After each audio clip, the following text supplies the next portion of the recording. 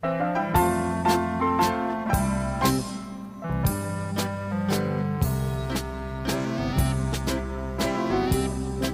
my own observation, in this new life situation, ang mundo'y nag-pollution sa dami ng population. In this new generation, ang tao'y nag-addition. Kung minsa'y multiplication, di na magkasya sa subdivision.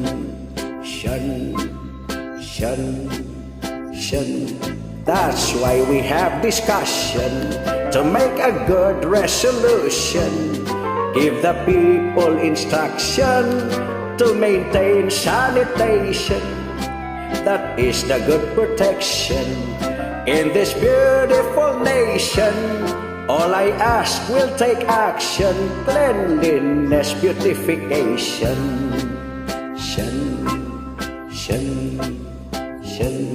So we have an election to elect our delegation, to present our relation, to attend every session.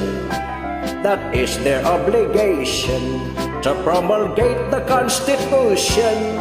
Take good care of your possession so that no graft and corruption.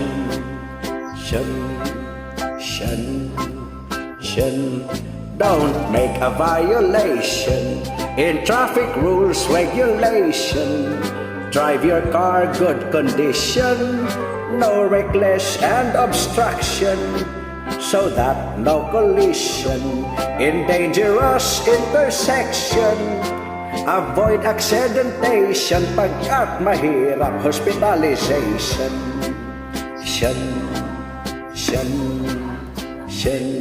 If you have some occasion, plant a green revolution.